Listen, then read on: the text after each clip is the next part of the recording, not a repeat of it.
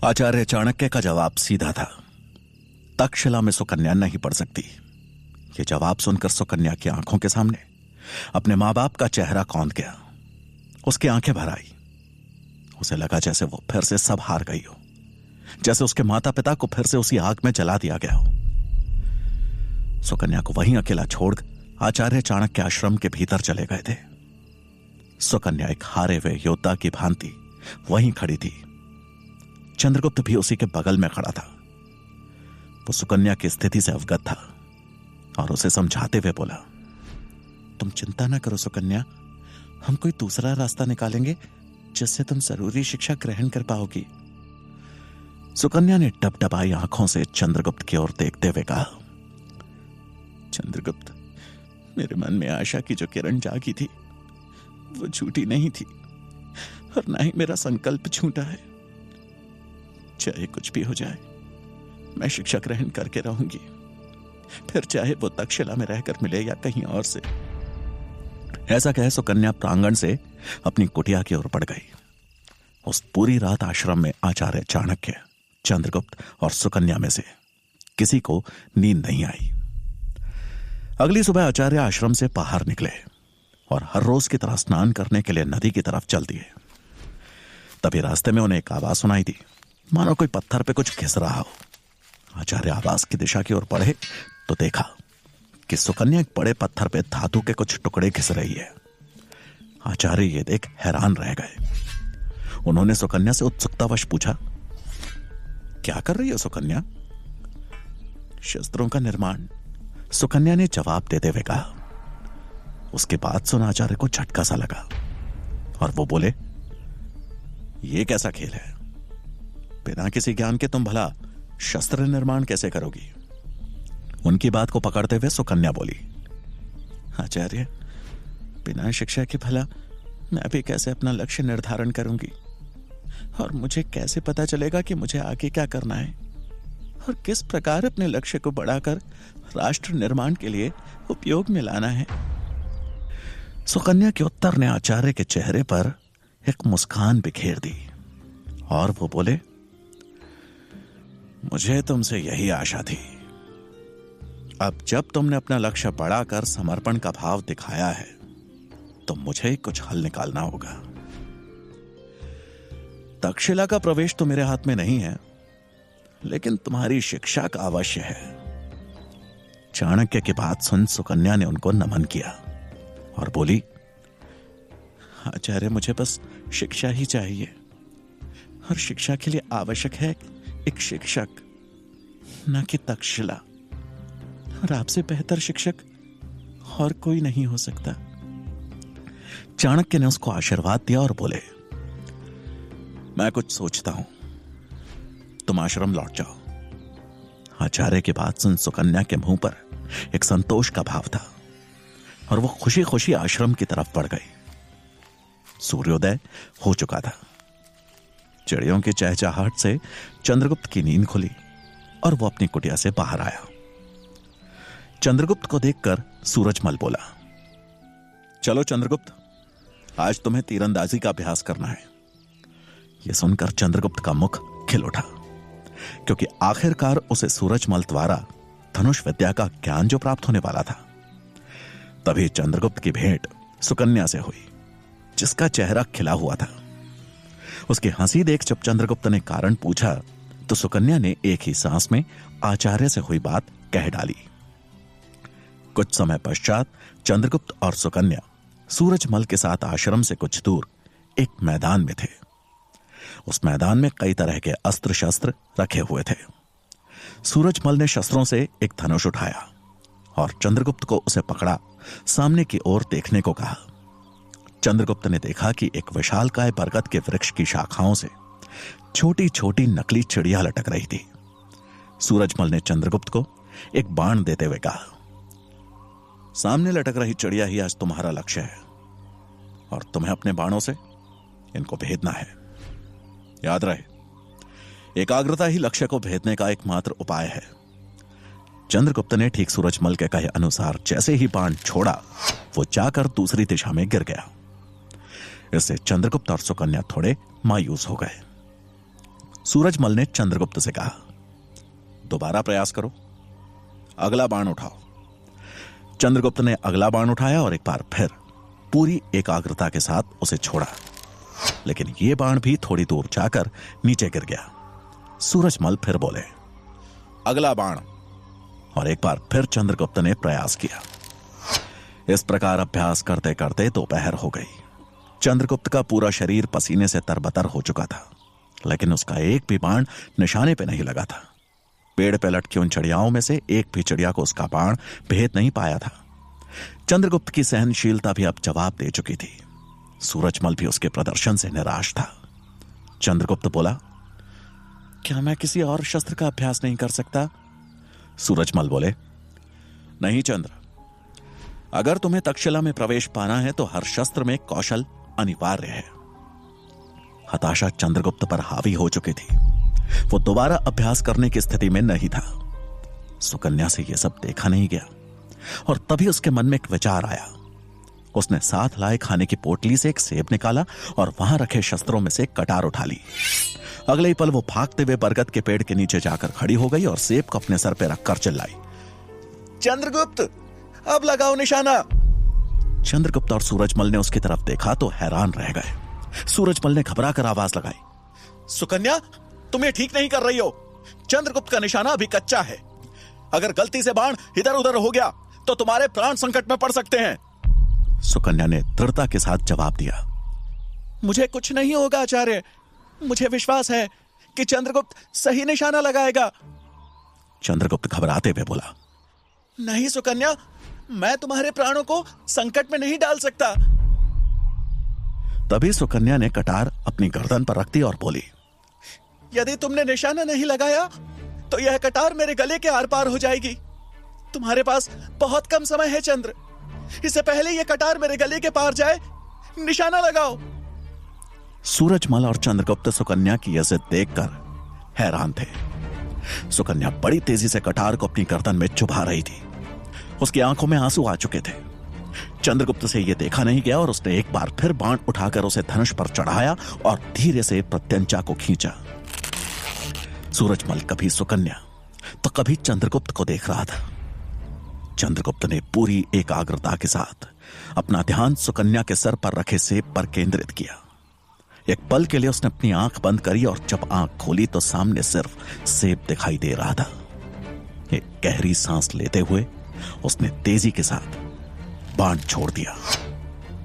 उसके बाण छोड़ते ही सूरजमल सुकन्या की तरफ मुड़ा तो वहां का दृश्य देख अवाक रह गया।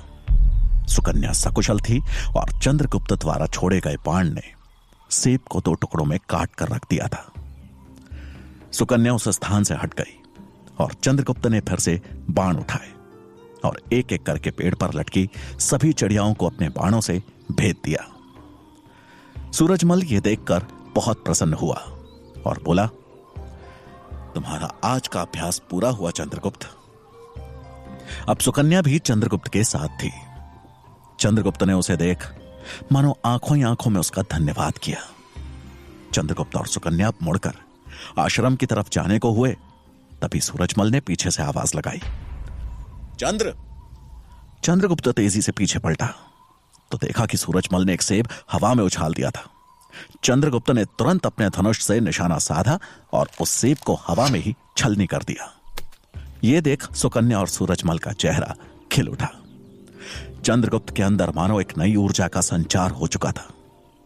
ठीक उसी वक्त वहां से कई 100 योजन दूर मगध की राजधानी पाटलिपुत्र में अमात्य अपनी कक्ष में बैठे किसी विषय पर गंभीर चिंतन कर रहे थे। तभी उनके कक्ष में उनका एक सेवक भागते हुए आया और बोला, महामंत्री जी, एक सैनिक किसी गुप्त सूचना के साथ मंत्री शंभुनाथ के कक्ष की तरफ बढ़ रहा है। आपका आदेश हो तो क्या हम उसे यहां पकड़ कर ले आए? नहीं नहीं, यह बोल अमात्य खुद तेज कदमों से शंभुनाथ के कक्ष की तरफ बढ़ चले। संदेश ले जा रहा सैनिक शंभुनाथ के कक्ष के बाहर पहुंच चुका था। उसके हाथ में एक ताड़पत्र था जिसे चाणक्य ने ही एक संदेश वाहक के द्वारा भिजवाया था। कक्ष में शंभुनाथ के साथ मंत्री शक्टार भी मौजूद थे। वो सैनिक उस ताड़पत्र के साथ अंदर प्रवेश करने ही वाला था कि तभी पीछे से आवाज लगाकर अमात्य ने उसे रोक दिया। यह सुन शंभुनाथ और शक्टार भी कक्ष से बाहर निकल आए। अमात्य ने पास आते ही सैनिक के हाथ से वो ताड़पत्र छीन लिया और कठोर आवाज में पूछा, किसके लिए है यह संदेश? ये देख वहां खड़े शंभुनाथ और शक्टार हैरान रह गए। मंत्री शंभुनाथ के लिए, सैनिक ने नजर नीची करते हुए जवाब दिया। अमात्य ने शंभुनाथ और शक्टार दोनों की तरफ देखते हुए एक फीकी मुस्कान के साथ कहा, क्षमा श्रीमान, लेकिन सुरक्षा की दृष्टि से हमें महाराज धनानंद द्वारा यह आदेश दिया गया है कि महल में आने वाले हर सूचना पत्र की जानकारी हमें हो। यह सुन शंभुनाथ और शक्टार दोनों के होश उड़ गए। उन्हें मालूम चल चुका था कि यह संदेश अवश्य ही चाणक्य ने भेजा होगा, लेकिन संदेश को अमात्य के हाथ में जाते देख उनके माथे पे चिंता की रेखाएं उभरने लगी। वो अमात्य को रोकना चाहते थे, लेकिन स्थिति की गंभीरता को समझ उन्होंने चुप रहना ही ठीक समझा। अमात्य ने वो ताड़पत्र खोला और अंदर देखा तो वो पत्र कोरा था, उसमें कुछ भी नहीं लिखा था। वो हैरान रह गए कि भला ऐसा संदेश कोई क्यों भेजेगा। वो शंभुनाथ की तरफ हैरानी में देखते हुए बोले, इसमें तो कुछ भी नहीं लिखा है, भला यह कैसा संदेश है? शंभुनाथ और शक्टार समझ गए थे कि यह पत्र जरूर चाणक्य ने किसी युक्ति के तहत भेजा है। शंभुनाथ असमंजस से भरा चेहरा बनाते हुए बोले, पता नहीं महामंत्री, शायद किसी ने गलती से कोरा कागज ही भेज दिया है। वैसे पड़ोस के एक राज्य से मुझे संदेशा आना तो था, लेकिन संभवतः उनसे कोई चूक हो गई होगी।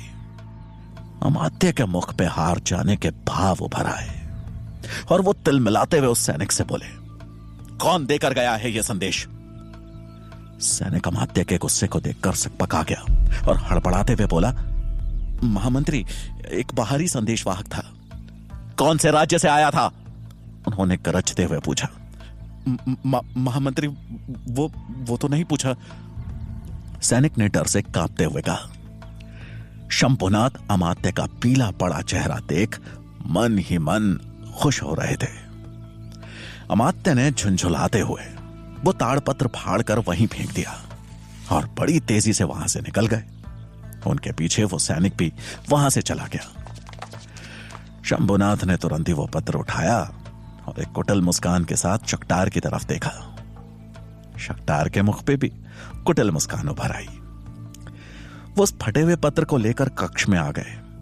उन्होंने तुरंत उस कोरे पत्र को किसी तरह जोड़ा, जैसे कि उन्हें पता था कि इसमें लिखे संदेश को कैसे पढ़ना है। उस पत्र को जोड़ शंभुनाथ उसे एक जलते हुए दिए के पास ले गए और जैसे ही उस दिए के सामने उस ताड़पत्र को रखा, पीछे से पड़ती रोशनी में उसमें लिखा हर एक शब्द कुंदन की तरह दमकने लगा।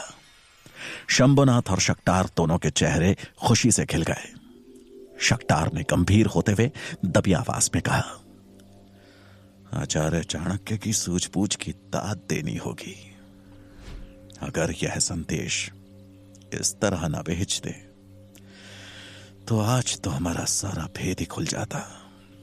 यह सुन शंभुनाथ ने भी हामी भरी, क्योंकि उन्हें भी पता था कि अमात्य बस ऐसे ही एक मौके की प्रतीक्षा कर रहे हैं और आज चाणक्य की चालाकी ने उन्हें बाल बाल बचा लिया था। शंभुनाथ ने संदेश पढ़ना शुरू किया तो उसमें लिखा था, मुझ पे 2 बार जानलेवा हमला हो चुका है। इसका मतलब है कोई हमारे उद्देश्य से परिचित है। आप लोग थोड़ा और सावधान हो जाइए और हर कदम फूंक फूंक के रखिए। संदेश पढ़ शंभुनाथ और शक्टार दोनों चिंतित हो उठे। शंभुनाथ ने तुरंत ही वो ताड़पत्र आग के हवाले कर दिया और शक्टार की तरफ देखते हुए बोले, अमात्य की नजर हम सब पे तो है ही, लेकिन मैं नहीं चाहता कि इस षड्यंत्र का हिस्सा आचार्य चाणक्य की पत्नी यशोधरा बने। अगर अमात्य को उनके पाटलिपुत्र में होने की भनक भी लगी तो अनर्थ हो जाएगा। चाणक्य की चतुराई ने आज शंभु काका और मंत्री शक्टार को बचा लिया था, लेकिन इस बात से अनजान चाणक्य चंद्रगुप्त के प्रवेश को लेकर चिंतित थे। तक्षशिला का नियम था कि प्रवेश परीक्षाएं शुक्ल पक्ष में ही आयोजित होती थी, यानी जिन दिनों चांद दिखता है, खासतौर पर पूर्णिमा के दिन को प्रवेश परीक्षा के लिए सबसे उत्तम माना जाता था। चाणक्य तक्षशिला के पुस्तकालय में पुस्तक खोजते हुए घूम रहे थे, पर पुस्तक खोजने के बजाय उनकी अवस्था बता रही थी कि मानो वो किसी की प्रतीक्षा कर रहे हों। कुछ ही देर में वो पुस्तकालय के खंड से दूसरे खंड की ओर बढ़ गए। तभी अपने पीछे किसी के होने की आहट सुन उन्होंने बगैर मुड़े ही सवाल किया, क्या समाचार है? पीछे खड़ा आदमी तक्षशिला का ही एक कर्मचारी था। उसने दबी हुई आवाज में चाणक्य के प्रश्न का उत्तर देते हुए कहा, आचार्य, प्रवेश परीक्षा के लिए बहुत योजनाओं पे काम चल रहा है। उन योजनाओं में आचार्य गजानन और उनके साथ कई पुराने छात्र शामिल हैं। वो लोग मिलकर चंद्रगुप्त की प्रवेश परीक्षा को कठिन से कठिन बनाने का प्रयास कर रहे हैं। कुछ लोग राजकाज से जुड़े प्रश्नों की सूची तैयार कर रहे हैं, तो कुछ तर्कशास्त्र की। दूसरी तरफ एक और कठिन परीक्षा की तैयारी की जा रही है। ऐसा कहते कहते वो आदमी रुक गया। राजकाज या तर्कशास्त्र से जुड़े प्रश्न तो ठीक थे, लेकिन उनके साथ एक और कठिन परीक्षा का नाम सुन चाणक्य के माथे पर उभरी चिंता की लकीरें और गहरी हो गई। वो बगैर मुड़े ही बोले, कौन सी परीक्षा? आचार्य की बात सुन वो आदमी थोड़ा और पास आया और तभी आवाज में उनसे कुछ बोल वहां से चला गया। उसके जाते ही चाणक्य किसी गहरी सोच में पड़ गए और गंभीर हो अपनी उंगलियों पर कुछ गिनने लगे। एक तरफ जहां चाणक्य की दुविधा चंद्रगुप्त को लेकर थी, तो वहीं मगध के वैश्यालय में बैठे अमात्य शंभुनाथ और शक्टार को लेकर चिंतित थे। उस सैनिक से संदेश मिलते ही उन्हें ऐसा लगा था मानो आज उन दोनों का भांडा फोड़ कर ही रहेंगे, लेकिन उनकी जल्दबाजी के चलते उनका दाव उल्टा पड़ गया। पर उस पत्र को उनके हाथों में जाने से रोकने का भी तो यही एक उपाय था। उस घटना के बाद उन्होंने कक्ष से बाहर निकल उस संदेशवाहक को ढूंढवाने का प्रयास भी किया, मगर वो संदेशवाहक जिस हवा के झोंके की तरह संदेशा लेकर आया था, उसी हवा के झोंके की तरह गायब भी हो गया। इन्हीं सब सवालों से घिरे अमात्य से अब रहा नहीं गया और उन्होंने हाथ में पकड़े मदिरा के प्याले को जमीन में पटक आंखों में लावा लिए बोले, मैं सब समझ रहा हूं। तुम दोनों कठपुतलियों को नचाने वाला और कोई नहीं, चाणक्य है। बुद्धि उसी की है। तुम दोनों तो सिर्फ मोहरे हो। तुम्हारे विरुद्ध बस एक प्रमाण, शक्टार और शंभुनाथ। तुम दोनों में से किसी एक के भी विरुद्ध राजद्रोह का एक प्रमाण और फिर तुम दोनों की लगाम मेरे हाथों में होगी। ऐसा कहते हुए उन्होंने अपनी मुट्ठी भींच ली। उन्होंने मुट्ठी को इतना कस के भींचा था कि मानो किसी लोहे की छड़ को भी टेढ़ा कर दे। प्याला गिरने की आवाज सुन उनको मदिरा पिला रही वैश्या वहां आ चुकी थी। उसने अमात्य के वाक्य सुन लिए थे। वो जैसे ही मदिरा का प्याला उठाने को आगे बढ़ी, अमात्य ने उसे हाथ के इशारे से ही रोक दिया और बोले, एकांत। उनकी आवाज सुन उस वैश्या में वो प्याला उठाने की हिम्मत नहीं हुई। उसने सर झुकाकर उनका अभिवादन किया और बाहर जाने लगी, लेकिन तभी कुछ सोच वो पलटी। ये देख अमात्य का गुस्सा और बढ़ गया और वो चिल्लाए, मैंने कहा एकांत। अमात्य का गुस्सा देख वो वैश्या सक पका गई, लेकिन फिर भी हिम्मत जुटाते हुए बोली, क्षमा करें महामंत्री, आपको सुझाव देने की मेरी हैसियत नहीं है, लेकिन फिर भी आप महामंत्री हैं, राज्य के रचयिता हैं। आप निर्माण कर सकते हैं तो सर्वनाश भी। आपको अपने विरोधियों के विरुद्ध राजद्रोह का प्रमाण नहीं मिल रहा है, तो आप प्रमाण बना भी तो सकते हैं। ऐसा कहते हुए उसने अपना सर झुका लिया। अमात्य कुछ क्षण शांत रहे और फिर उनके चेहरे पर एक कुटिल मुस्कान उभर आई। वो मुस्कुराते हुए उस वैश्या से बोले, आज पूरी रात हमें मदिरा तुम पिलाओगी। रात्रि का एक प्रहर बीत चुका था। आचार्य चाणक्य तक्षशिला से लौट आए थे। आश्रम में प्रवेश करते ही वो सीधे चंद्रगुप्त की कुटिया में गए, जहां सूरजमल उसे कुछ पाठ कंठस्थ करवा रहा था। आचार्य के प्रवेश करते ही सूरजमल और चंद्रगुप्त ने अभ्यास बीच में ही रोक दिया। दोनों ने आचार्य को प्रणाम किया। आशीर्वाद देते हुए आचार्य ने पूछा, सूरजमल, क्या स्थिति है? चंद्रगुप्त का शस्त्र और शास्त्रों का अभ्यास कैसा चल रहा है? सूरजमल ने जवाब दिया, मेरी समझ से चंद्रगुप्त प्रवेश परीक्षा के लिए तैयार है। आचार्य संतुष्ट दिखे और उन्होंने चंद्रगुप्त की ओर देखते हुए कहा, तो कल तक्षशिला चलने के लिए तैयार रहो। चंद्रगुप्त ने जैसे ही यह सुना तो उसका शरीर रोमांच से भर उठा। जिस प्रवेश परीक्षा के लिए वो इतने दिनों से प्रयासरत था, आखिरकार वो समय कुछ ही प्रहर दूर था। तभी चंद्रगुप्त को सुकन्या का ध्यान आया। उसे एहसास हुआ कि उसके यहां से चले जाने के बाद सुकन्या अकेली पड़ जाएगी। ये सोच वो मन ही मन बोला, नहीं नहीं, मैं सुकन्या को अकेला छोड़कर नहीं जा सकता। मुझे आचार्य से इस संबंध में बात करनी ही होगी। आचार्य चाणक्य उसकी कुटिया से बाहर निकलने ही वाले थे कि उन्हें रोकते हुए चंद्रगुप्त बोला, किंतु आचार्य, सुकन्या का क्या होगा? उसकी बात सुन आचार्य बोले, तुम बस अपनी तैयारी पे ध्यान दो, और कुटिया से बाहर चले गए। आचार्य का यह व्यवहार देख चंद्रगुप्त को समझ नहीं आया कि वो क्या करे। सुकन्या की चिंता उसके चेहरे पर साफ झलक रही थी। अगली सुबह चंद्रगुप्त जल्दी ही उठ तैयार हो गया। तैयार होकर वो सीधे सुकन्या की कुटिया की ओर गया, लेकिन सुकन्या वहां नहीं थी। चंद्रगुप्त सोच में पड़ गया कि सुकन्या इतनी सुबह कहां जा सकती है। उसने सुकन्या को पूरे आश्रम में खोजा, लेकिन वो कहीं नहीं मिली। तभी उसकी भेंट सूरजमल से हुई। सूरजमल को देख चंद्रगुप्त ने पूछा, सुकन्या कहां है? सूरजमल बोले, इसका उत्तर तुम्हें आचार्य ही दे सकते हैं।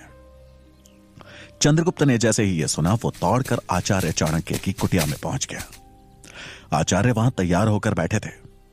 उन्हें देखते ही चंद्रगुप्त बोला, आचार्य, सुकन्या कहां है? मैंने उसे हर जगह ढूंढा, लेकिन वो कहीं नहीं मिली। उसके बाद सुनकर आचार्य मुस्कुरा उठे और तभी एक लड़के ने कुटिया में प्रवेश किया। चंद्रगुप्त उस नए लड़के को देखकर हैरान था और आचार्य से बोला, ये कौन है आचार्य? क्या ये आपका कोई नया शिष्य है? सुकन्या कहां है? कहीं आपने उसे वापस उसके गांव तो नहीं भेज दिया?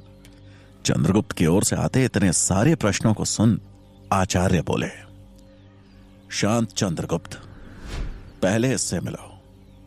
ये है सुकेतु, मेरा शिष्य, और आज से ये भी तक्षशिला में रहेगा। उसे देख चंद्रगुप्त बोला, तो ये भी प्रवेश परीक्षा देने जा रहा है?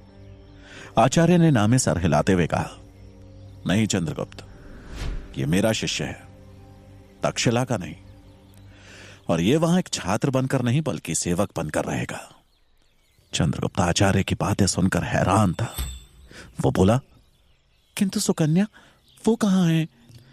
तुम्हारे ठीक सामने चंद्रगुप्त। सुकेतु के मुंह से यह सुनकर चंद्रगुप्त ने ध्यान से उसकी ओर देखा तो सुकेतु के चेहरे पर मुस्कुराहट थी। उसे पहचानते ही चंद्रगुप्त आश्चर्य से बोला, सुकन्या? सुकेतु? अर्थात सुकन्या ही सुकेतु है? यह सुन सुकन्या ने मुस्कुराते हुए हां में सर हिला दिया। चंद्रगुप्त ने आचार्य चाणक्य की ओर देखा तो वो बोले, तक्षशिला में तुम जो भी सीखोगे वो तुम गुप्त रूप से सुकन्या को भी सिखाओगे। चंद्रगुप्त ने हंसते हुए उत्तर दिया, अवश्य आचार्य। चंद्रगुप्त ने सुकन्या की तरफ देखा, जिसके चेहरे पर आत्मविश्वास और तक्षशिला में प्रवेश मिलने की खुशी साफ झलक रही थी। तभी आचार्य बोले, चंद्रगुप्त, मैंने अपना कार्य कर दिया है। अब इसके आगे जो करना है तुम्हें करना है। यदि तुम दोनों को तक्षशिला में रहकर विद्या ग्रहण करनी है तो तुम्हें आज होने वाली प्रवेश परीक्षा में सफल होना होगा।